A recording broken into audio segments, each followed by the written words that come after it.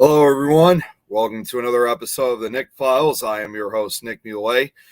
Today's episode we're going to be talking about is the Ahwahnee Hotel, which is located out in California. Now, interestingly enough, this is among one of the other places that has the association, or kind of, if you will, in the same universe as this whole thing I've been doing for the last couple of weeks involving the book and movie of The Shining. However, this will be the last location that's in association with that story, book or film otherwise. So I'm going to get the presentation up. See if do we have any. Scott, shut quickly on the. Just want to make sure everything's working on the comments area. Okay, no one said anything yet. So, but either way, I know they'll show up eventually. Anyways, without further ado, let me get the screen shared. And again, like I always have to deal with every single time, let's make sure you guys can see it. And as I always say too, even if comments are showing up this time for this show, I won't be able to see them as long as I'm doing my slide. I won't be doing my slide. I won't be able to see them during my slideshow. So as I said before, we're going to be focusing on the Ahwahnee Hotel for today. So to begin, obviously, as usual, with the history of the place. For nearly 90 years, Yosemite National Park's most luxurious lodging option was the Ahwahnee Hotel. The Ahwahnee Hotel, that's how it's supposed to be pronounced. Built in 1927, the high-end hotel was designed to attract guests to the park after a few years of declining attendance numbers, and the effort was successful. The hotel became one of the most well-known lodging options in the country, attracting travelers from across the western United States for decades. It was the railroad that first opened the American West. Along with a steady stream of travelers came the need for railway hotels and restaurants, beginning with the chain of Harvey hotels built around the American Southwest starting in the 1870s. At the turn of the 20th century, national parks caught on to the same idea, building grand lodges to accommodate even bigger crowds of tourists. David and Jenny Curry were school teachers who arrived in Yosemite Valley in 1899. The couple ran a tent camp in the valley, and despite the 2-week round trip journey via horse and wagon from Merced, California, the camp registered 292 guests in its first year. The Curry Company went on to dominate the politics of the park for decades, and David wrote the Secretary of the Interior, Franklin Lane, in an effort to extend the park's tourist season, so as to expand his business. In the Curry's opinion, national parks were for recreational use, and the couple marketed the park with attractions like the Firefall. I just want to give some shout outs just here on the comments from my personal profile. Tom, what's going on? Mary, good to see you. Gary, thank you very much. Really appreciate you sharing it. Thank you. And let's see who we have on the things chat. Who we have?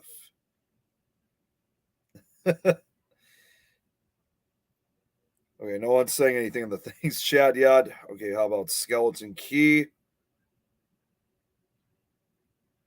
All right, not Skeleton Key then. Temple Phoenix. I'm probably just early on checking the comments right now. All right, well, I'm not gonna take this entire time looking because I gotta move on. In 1915, Stephen T. Mather, an American conservationist who was trying to find ways to increase support and funding, decided that Yosemite needed a first-class hotel to attract wealthy, politically powerful, and celebrity clientele to the park. Yosemite was his favorite park. His vision for Yosemite including upgrading the park's concession operations and accommodations. The solution was to build a first-class hotel that would be open year-round to attract individuals of wealth and influence to support the national parks. He convinced Daniel Joseph Desmond to convert an old army barracks into the Yosemite Lodge. Desmond also began a hotel at Glacier Point the following year, while buying out a number of businesses to improve DJ Desmond Park Company's position in upcoming park leasing contracts. A congressional act permitted the sufficient supervision of the park for the enjoyment of the public. However, prominent tours were refusing to stay at the park due to the poor conditions of the facilities. Socialite Lady Astor reportedly described the Sentinel Hotel as primitive, and in 1916, the newly formed National Park Service began a concerted effort to attract visitors to the park and create better accommodations and services. Mather became the first director of the NPS. Under the direction of Mather, whose greatest desire was to build a luxury hotel in Yosemite, an attempt was made to build accommodations near Yosemite Falls, but it failed due to a lack of funds. A first-class hotel and a first-class national park needed a first-class architect. The architect chosen for the job, Gilbert Stanley Underwood, once again, who also designed the national park lodges at Old Faithful and oh, wait a minute, hang on a second. Wait a minute. Okay, guys, I went a little bit too. I guess I forgot to somehow the presentation once again didn't show the pictures like they were scheduled to. I'll go. Second picture on the right is Daniel Joseph Desmond. That was him. And that's socialite Lady Astor. And now here's Gilbert Stanley Underwood. I'll have to fix that later. The architect chosen for the job was Gilbert Stanley Underwood, who also designed the national park lodges at Old Faithful and Yellowstone National Park, and also had Zion Bryce National Park, Zion Bryce Canyon, NP, and the Grand Canyon's North Rim for the Union Pacific Railroad. Not to mention, if you guys remember from last week's show, he also designed the location that we were talking about last week, which was Timberline Lodge. David Curry, however, though, died in 1917 and left the management of Camp Curry to his widow, Jenny, who was then known as Mother Curry.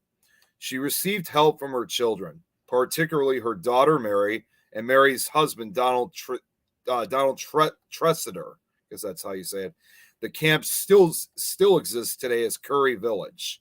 I believe that's actually supposed to be Donald Tressiter. I couldn't find maybe that was actually supposed. You know what? I just realized. I think that's supposed to be Mary. Yeah. Okay, so that's Mary on the top and her husband on the bottom. In 1925. The Park Service, unhappy with the declining concession situation within the parks, decided to grant a monopoly to single entities to run the hotel and food services in each park. In response, the Curry Company and the Yosemite National Park Company, which was a successor to DJ Desmond Park Company, were merged to create one larger concessions company, with Donald Tressiter from the Curry Company as the new head. As part of this reorganization, the newly formed Yosemite Park and Curry Company proposed a new luxury hotel. Given the Curry Company's enormous success in the park, it was hoped that their involvement would help realize Mather's Hotel. While the National Park Service technically had complete control over the park's operations, the Yosemite Park and Curry Company began to have further influence.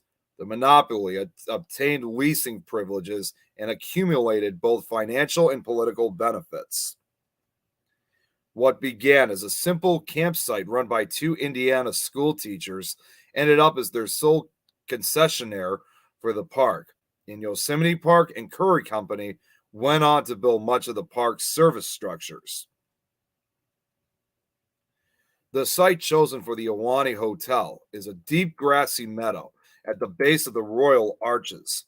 Located at the east end of the valley, it is surrounded by a forest of black oak and Douglas fir, which provides seclusion from nearby developments. I just want to just look here once again at the things chats before I continue on.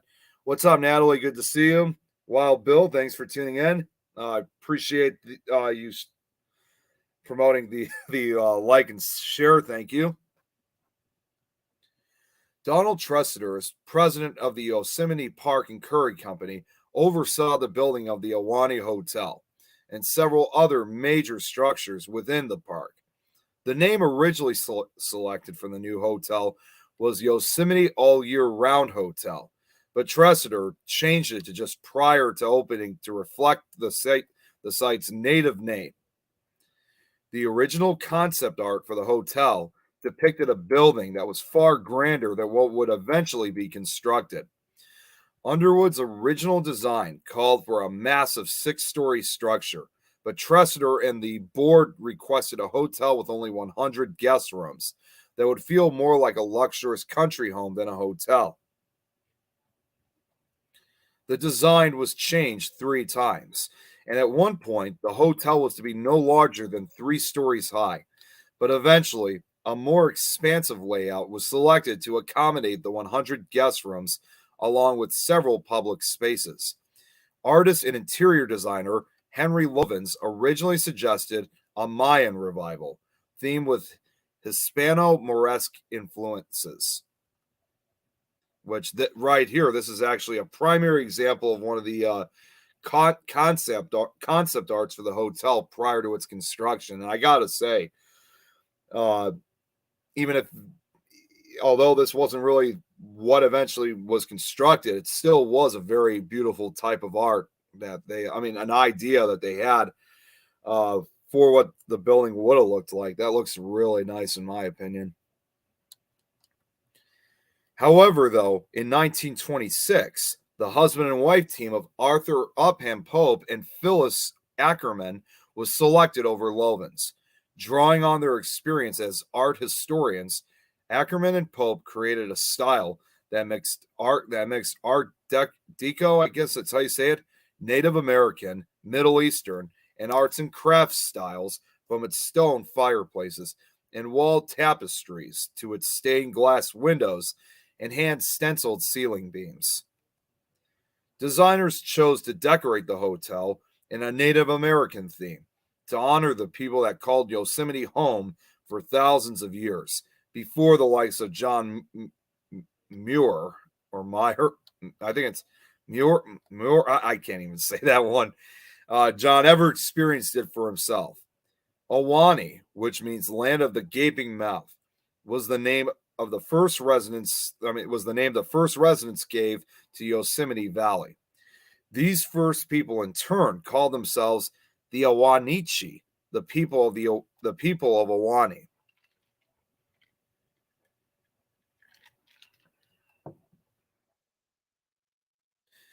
Now, building the hotel was an ever greater challenge, though ultimately a triumph. A hurdle that had to be cleared was where to get the a hurdle that had to be cleared was where to get the building materials. Since the hotel was being built in a national park, nothing within the confines could be used in the construction since it is all protected under federal law. Due to Yosemite's remote location, all of the building materials had to be brought in by trucks over primitive dirt trucks, including 1,000 tons of steel, 5,000 tons of stone, and rough cut granite, and 30,000 feet of timber. An amazing task to be undertaken in 1926. The steel came from the Union Iron Works in San Francisco and was used to reinforce the hotel's fireproof concrete structure, which was stained to look like California redwood. The timber came from land owned by the Curry family. The apparent wood siding and structural timber on the hotel's exterior are actually formed from stained concrete poured into molds to simulate a wood pattern. Concrete was chosen as the material for the outside wood elements to make the hotel fire resistant. Knowing that his building could not compete with the spectacular setting, Underwood devised asymmetrical plan with three wings, each 3 stories high, radiating out from a 6-story central tower. The plan afforded good views of the dramatic scenery from every window. Construction lasted 11 months and cost $1.25 million upon completion in July 1927. The Ahwahnee Hotel opened on the 16th of that month as a first-class hotel for wealthy visitors to Yosemite National Park and the Sierra Mountains of Central California. I do not know if this is obviously considered. I don't think this is considered obviously like the day of the opening, but that's basically what the hotel looked like upon completion. Now that it's been built, to better describe this hotel, the Ahwahnee is a 150,000 square foot Y-shaped building. It consisted of a main tower with 3 wings off of it, which pivots around the elevator lobby. The north wing would house an entry lobby. The south wing would be the site of a grand lounge. And the west wing would hold an enormous dining room. It has 97 hotel rooms, parlors, and suites, which ascended with original Native American designs. 24 cottages bring the total number of rooms to 121. The Ahwahnee's hotel facade is composed of granite and concrete, stained to look like wood to help reduce the risk of fire, which I mentioned during the course of its construction. It was made to feel rustic and match its surroundings, and the hotel is considered a masterpiece of architecture, emphasized by green slate hip roofs and bands of windows. The horizontal sweep of the balconies and terraces at Ahwahnee provides visual interest on the exterior and varied spatial experiences on the interior. Massive granite boulder piers and chimneys match the cliff walls and soar vertically throughout the complex, broadened at their bases. The piers cast the first floor window openings into deep shadow. The hotel is situated below the Royal Arches rock formation in a meadow that previously served as a village for the native, I think you pronounce it as Miwoks, or Milwaukees, maybe that's how you say it, and later as a stables complex known as Kennyville.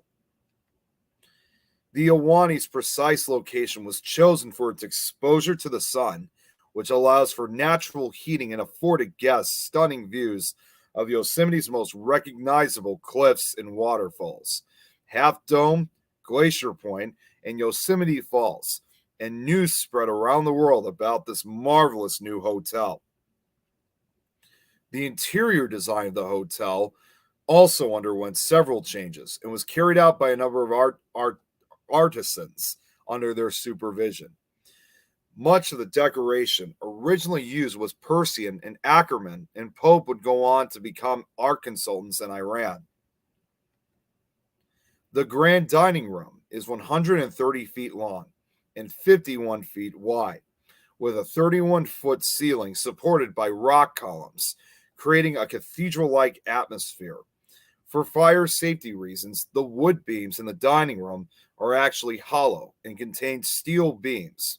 The alcove window at the end of the room perfectly framed Yosemite Falls when the hotel was completed. I think this was during World War II, but at one point, though, I think we're going to get a little bit more into the slideshow, but you'll see immediately, like, what were all those beds for? So we'll get into that rather shortly. Now, interestingly, before we get to that, though, although the dress code for the park is usually very casual, the Ahwahnee dining room used to require a jacket for men, but it later relaxed that tradition. Now, collared shirts for men are allowed, and women may wear either a dress or slacks and a blouse. The grand dining room was originally designed to accommodate 1,000 guests, but it was eventually scaled down to seat 350. However, the enormous kitchen still reflects the original design concept and includes separate stations for baking and pastries. High quality kitchen appliances were installed so the hotel could compete with fine dining establishments, and the facility was specifically constructed to handle special events and functions. Regular entertainment is provided at dinner by a pianist. Now, the Great Lounge, another feature, is one of the main public spaces in the hotel. The large space spans the full width of the wing and nearly its full length, minus the solarium. There are two large fireplaces on either end of the room, made from cut sandstone. On either side of the lounge is a series of floors to ceiling plate glass picture windows ornamented at their tops with stained glass. The individual border designs in the beams of the Great Lounge were by artist Jeanette Dreyer Spencer. And this was, as far as I know, the only known image of her, in fact. Gilbert Stanley, oh, and as I said before, Gilbert Stanley Underwood went on to design such historic landmarks as the Zion Lodge, Bryce Canyon Lodge, Grand Canyon North Rim Lodge, the San Francisco Mint, and Rincon Center in San Francisco. After the Ahwahnee was built, the company began an advertising campaign to showcase the new, damn it, I'm always having trouble with these words, the new amenities. Damn it. I'm just going to go on. However, just before opening day, the director noticed that the porte cochere planned for the west side of the building, where the Indian room now sits, would allow exhaust fumes from automobiles to invade the premises. After opening day, it nearly immediately began being renovated. Tressiter had to overcome a number of financial obstacles. The cost of the hotel was nearly double the original estimate, and as fall approached, the number of guests began to dwindle. Once again, it's just like some of these other places that, are just, it's amazing to me how like all these places that are like built, again, like around the turn of the 20th century, or in this case, the 1920s, they build these hotels. They, they're really fancy, very luxury looking, very grand. They open it up, and literally probably about a day or even a few days after the hotel is opened, there's all this misfortune that goes on, which, it's just odd that you have these concepts, you always have these dreams of opening these hotels, but not realizing, with all the expenses or, what there's always something unfortunate. There's always going to be a downfall, unfortunately, when you see these type of historic hotels or buildings upon when they were first completed. There's just always something that falls right behind, and it's usually something rather unfortunate. Park officials became concerned and suggested closing the hotel for the winter. To avoid this, however, and to keep guests and income flowing, Tressiter centered the hotel around skiing and other winter activities, much like Timberline Lodge did, actually, interestingly enough. In order to keep the hotel filled throughout the holiday period, Tressiter also proposed Christmas entertainment. A hastily designed Douglas fir porte cochere entry and parking area were erected on the east side of the hotel to correct this. The logs were replaced in the 1990s. This would be the first of many changes to the hotel. In 1920, interestingly, in 1928, a roof garden and dance hall were converted and remodeled into a private apartment after the dance hall failed to draw an audience. In 1931, the load-bearing trusses in the dining room were reinforced to better resemble the beautiful wood trusses, after it was discovered that they were barely adequate to support the snow load on the roof and potential earthquake stresses. A banquet event was planned based on a story by Washington Irving about an 18th century English Christmas at the home of the Squire of Bracebridge. The cast was filled with locals from the park, including photographer Ansel Adams.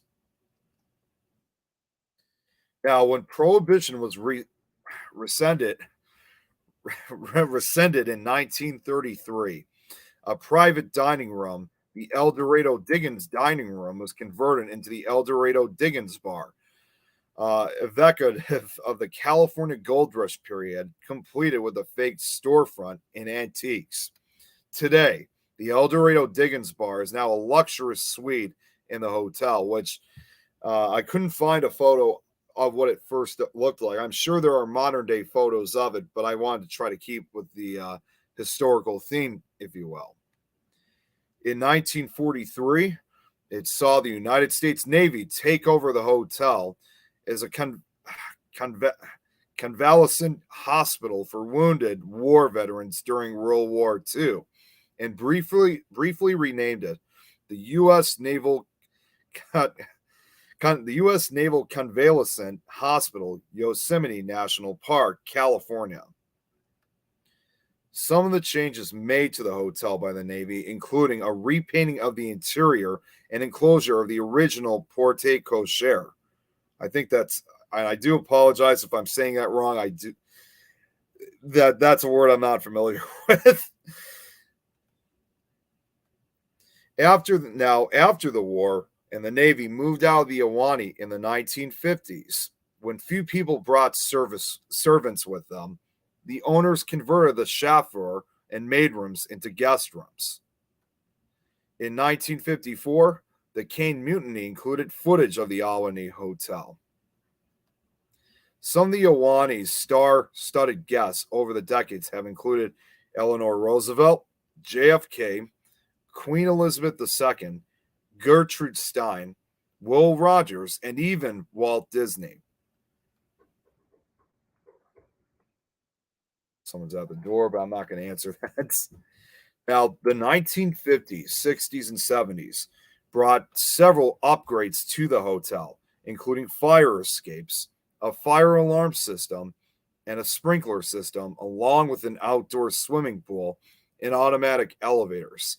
And in the late 1970s, smoke detectors. Another addition during the time was the Ahwahnee Hotel's automatic elevators, which were referenced in Stanley Kubrick's thriller The Shining. The movie's Overlook Hotel. So once again, we got The Shining involved. In this case, however, with the movie, however, the movie's Overlook Hotel was based on many aspects of the Ahwahnee's interiors, including its elevator doors. Designers at Elstree Studios incorporated the hotel's lobby, elevators, and great lounge into sets for the Overlook Hotel. In 1987, it was declared as a National Historic Landmark to be immortalized with such constructs at the USS Constitution, the Gateway Arch, and the Hoover Dam. In 1993, the National Park Service required a new concessionaire to purchase the Yosemite Park and Curry Company from MCA Inc. and renamed the business as a new company. The new concession contract was awarded to Delaware North and required that it assume all the assets and liabilities of the previous operator, indeed, the real property to the National Park Service. In 1996, the Ahwahnee Hotel was also featured in the film Color of a Brisk and Leaping Day. From 2003 to 2004, the roof was overhauled, and virtually the entire slate tile roof and copper gutter system were replaced. Martech Associates, Inc. of Millheim, Pennsylvania, designed the updated roof and served as the general contractor for the project. The project cost approximately $4 million and is notable for its 97% material recycling rate. An article in the Los Angeles Times on March 13, 2009 stated that seismic retrofits might be needed for the Ahwahnee. Travel Plus Leisure magazine named Yosemite's Ahwahnee Hotel as one of the best hotels in the United States for the holidays for 2 consecutive years in 2011 and 2012. Local Yosemite artist Dudley Kendall played piano in the dining room at the Ahwahnee for years and had his work displayed at the hotel. I'm not sure if I was able to find a picture of him. I just hope that the slideshow didn't leave it for last. We'll find out soon enough, however. Now, in 2014, Delaware North lost a bid to renew its contract with the U.S. government to Yosemite Hospitality, LLC, a division of Aramark Hospitality, when it had originally taken over the concessionaires in 1993. Delaware North was contractually required to purchase at fair market value the assets of the previous concessionaire, including its intellectual property, at a cost of $115 million in today's dollars. This property included trademarks that were registered by both Delaware North and its predecessors, including place names such as Ahwahnee, Badger Pass, Curry Village, Yosemite Lodge, the slogan "Go Climb a Rock," and even Yosemite National Park itself. The contract with Delaware North also required that if it were to be succeeded as concessionaire, the successor must acquire all the assets of the previous operator at fair market value. The contract with Yosemite Hospitality stated that the company be required to purchase furniture, equipment, vehicles, and other property, but did not explicitly include intellectual property. Now, in 2015, Delaware North sued the NPS in the United States Court of Claims for breach of contract, claiming that the contract with Yosemite Hospitality excluded intellectual property from the asset purchasing clause and demanded a payment for the property to be determined in court. Delaware North initially asserted the fair market value of its properties to be $51 million, but the National Park Service estimated the value of the intangible assets at $3.5 million. Delaware North claimed to have offered to temporarily license the trademarks while the dispute was unresolved, and further claimed that the government did not respond to its offer. The dispute gained national attention after it was publicized in an issue of Outside magazine, which led to the Sierra Club issuing a petition requesting that Delaware North drop the lawsuit.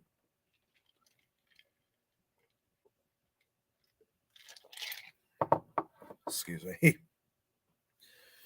Now, in January of 2016, it was announced that due to the trademark dispute with Delaware North, the Ahwahnee Hotel, as well as other historic hotels and lodges in the park, would be named the Ahwahnee. Would be renamed. Excuse me. So I thought that was a combination of two sentences. So they would be renamed. The Ahwahnee was renamed the Majestic Yosemite Hotel effective March 1st. Fortunately, the names were restored in 2019 upon settlement of the dispute, which I think when you kind of think about it, for certain historic structures, especially in this day and age, to have their names changed completely, it's not really going to make a lot of people happy, especially if, their families, their parents, their grandparents, great grandparents went to a place like this for years and they always referred it by the original name. And for them to change it is not always a good thing. So it definitely satisfies me that they were able to restore that even though it took a couple of years, either way, they were able to restore that and fix that very quickly. There's the picture. That was the photo of Dudley Kendall, the piano player. I don't know why it showed up later, but I'll have to get that fixed for another time when I do show this eventually. So for the Ahwahnee Hotel today, it is still a top-rated hotel with an architectural beauty that fits well in the magnificent setting of Yosemite Valley. While some changes have been made through the years, the hotel remains much as it was in the days when wealthy industrialists, presidents, and royalty were guests. The Ahwahnee is Yosemite's incredible architecture helped bring the national park style of building to the forefront of architecture. This style, which is known as National Park Service rustic or parkitecture, was not originated with the Ahwahnee. It was practiced for nearly 50 years before the Ahwahnee was built. The Grand Lodge in Yosemite has to be considered one of the crown jewels of the style. Today, the doors are no longer guarded to keep out the undesirables, and anyone can visit. Nearly a century later, the Ahwahnee still attracts visitors from all over the world, eager to explore this national historic landmark. Guided tours are available year round. The Ahwahnee's incredible history and beautiful architecture and decades of perfection made it as protected as the lands, trees, wildlife, and cliffs that surround it. Um, might be ending this just a little bit early as expected. However, um, some of you, I'm sure some of you guys may know this, some of you may not know, but in spite of the, relatively, bright history that this place had, for now almost 100 years, and despite the fact that not very many people met any type of demises, or any unexpected demise, if you will, that still didn't make it immune from the paranormal side of things. As for some people, or especially those who live in the area, many believe that the Ahwahnee Hotel is haunted. There wasn't very much like it was with Timberline. I wasn't able to find very much about a lot of the ghost stories associated with the Ahwahnee. I think the Ahwahnee is trying to keep the ghost stories out, because that's not what they probably want people to view it as, other than, kind of being somewhat of the interior shots of The Shining, if you will. But the stories I was able to find, fortunately, this was a little bit interesting. Now, while many guests over the years have checked into the Ahwahnee Hotel, apparently some hotel guests have forgotten to check out, even after checking out. Now, the sixth floor of this hotel is said to be haunted by the spirit of one of the hotel's former developers, Mary Curry Tressiter, who I mentioned earlier, who kind of took over, the development. As it says, she was instrumental in the hotel's development, and she lived in a sixth floor apartment until her death in 1970. Shortly after she passed away, reports of an apparition moving about the sixth floor became common. Talk director Cindy Walker adamantly refuses to stay on the sixth floor after having strange experiences there. Now, get this, guys. When President John F. Kennedy stayed on the third floor during a visit in 1962, a rocking chair was placed in Kennedy's room so that he could rock and help alleviate his chronic back pain. After Kennedy's death, housekeepers began reporting seeing a chair rocking slowly in the room where the president had stayed, even though the room hasn't been furnished with a rocking chair since Kennedy's visit.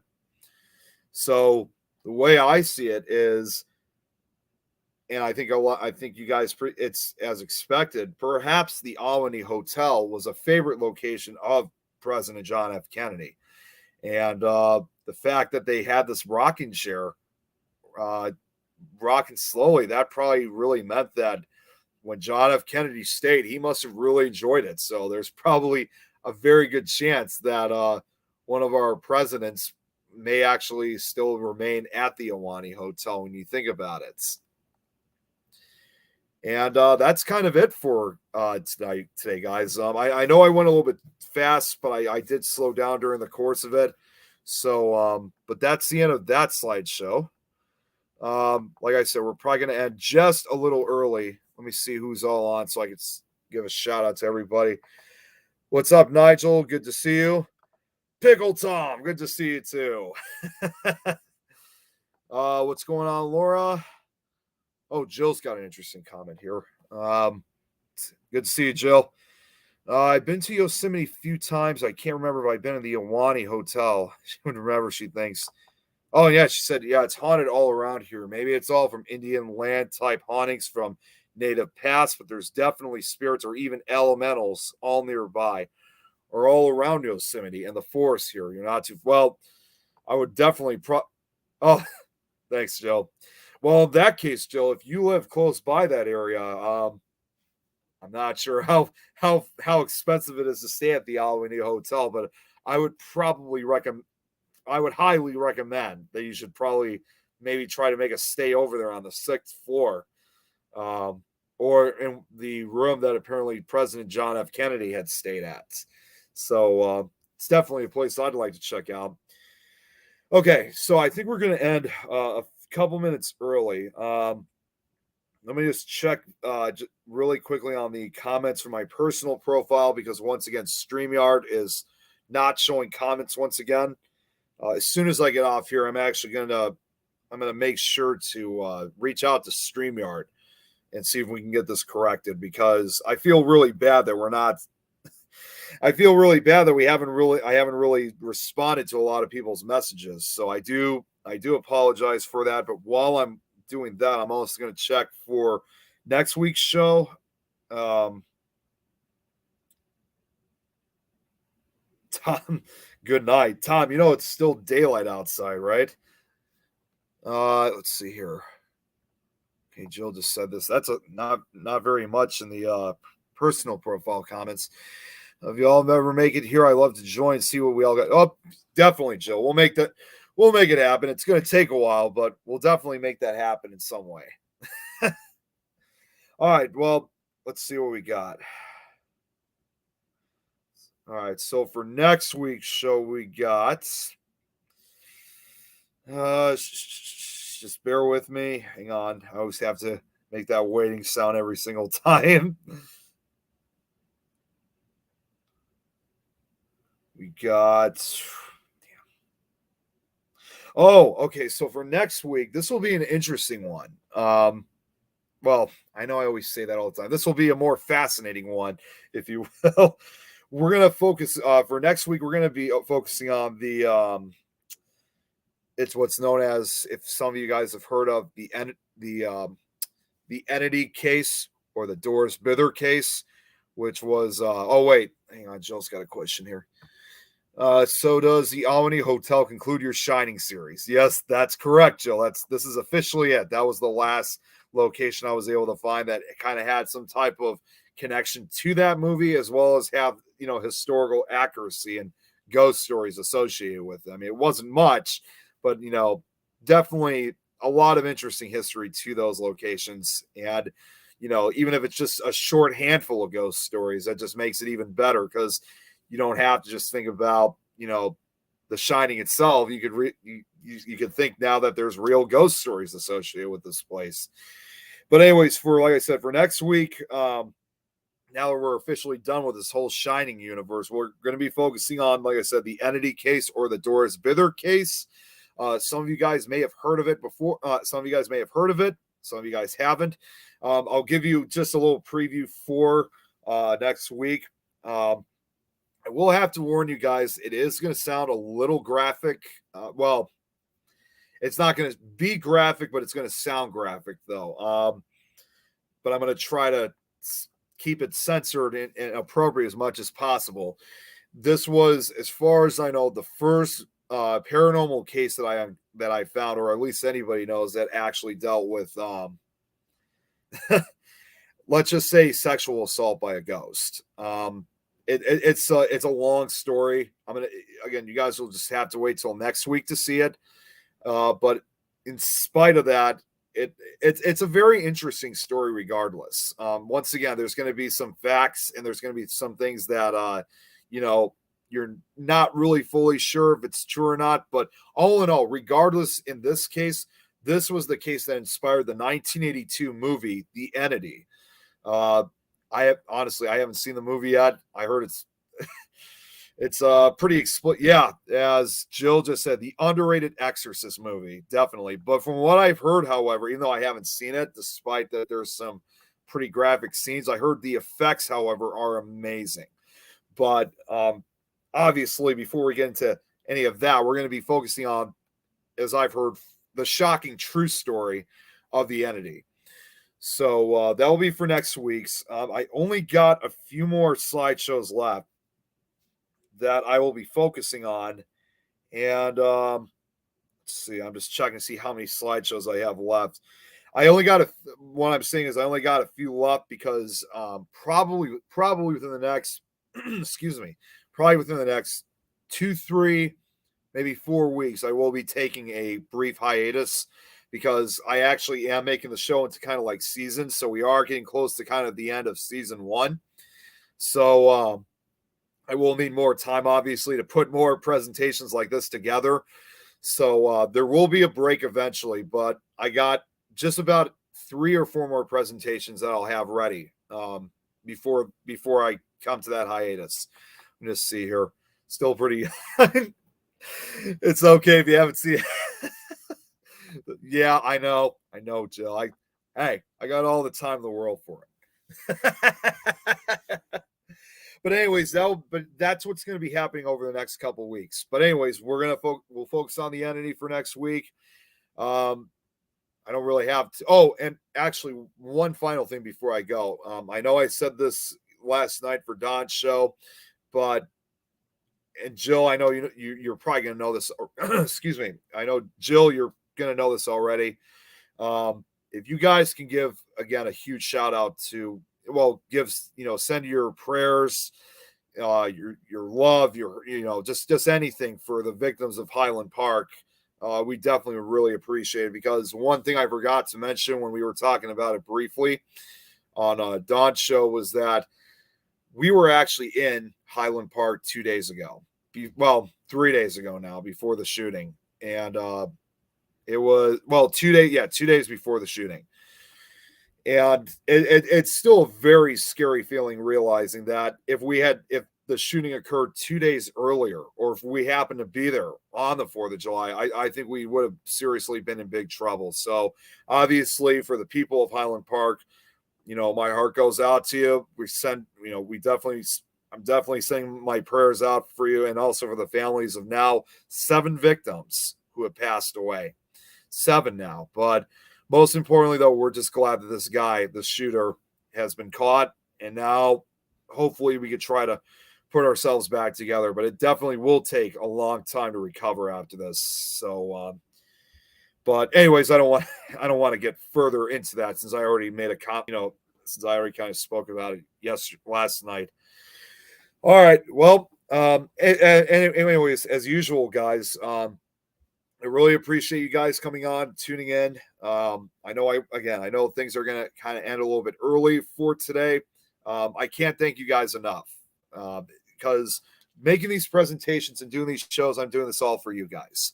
And it just makes me happy a lot to see that you guys always enjoy not only this show, but also the other shows that we do. So thank you guys so much, as always. And I'll see some of you guys tomorrow night for Supernatural Talk, and also Friday night for the 13th Dimension.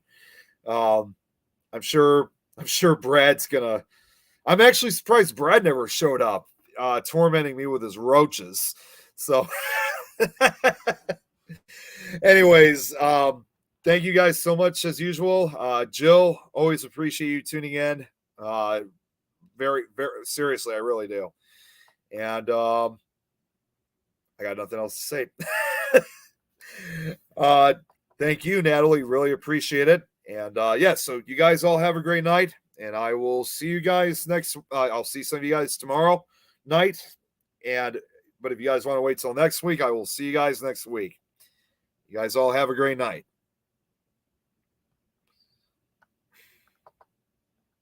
Come on. Come on, damn it. Sorry, guys. Technical issue. Good night.